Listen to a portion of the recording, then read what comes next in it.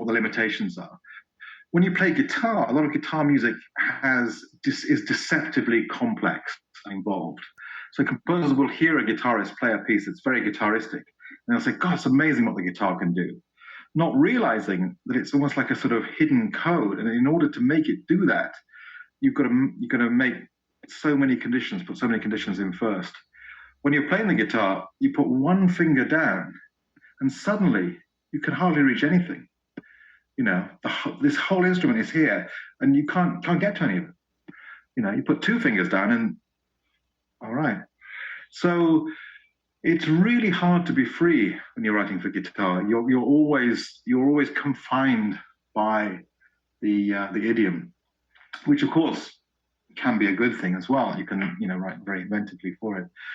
One of the big dangers, whatever instrument you play, if you would compose the instrument a lot, is that your hands will fall into particular patterns that are about your playing. If you were to spend any time analyzing my music at all, you would find certain left-hand patterns that keep coming back. A lot of my harmony is based on superimposed minor sevenths, simply because when I sit at the piano, that's the comfortable thing. It's not octaves, it's like minor sevenths here, there. So often discovering chords on the piano comes about through my technique. So, and I used to think this was a big problem, but I don't know that I do anymore. I think it's kind of a very natural part of playing an instrument. And I think one of the great things about writing for guitar is that you'll come up with stuff that you don't come up with on other instruments. There's a wonderful Canadian musicologist called Jonathan D'Souza, who wrote a book called Music at Hand, which really describes the way in which people's brains develop entirely related to the instrument they take up. So the guitarist brains develop differently from singers' brains, from clarinet players' brains, pianist brains, and so on. And also how people have different views of harmony and the kind of rest of it.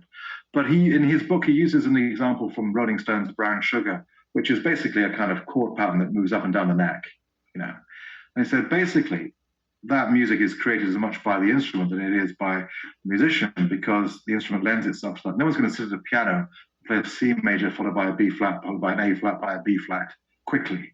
It's just, it's kind of against the instrument.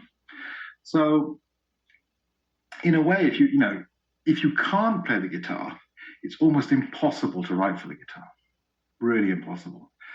And one of the big problems I think about nearly all guitar works written by non-guitarists is that they're basically, the composers don't really know the instrument well enough to write well for it. Often they'll have a guitarist who'll come in as a kind of mediator and fix that. And that happens quite a lot.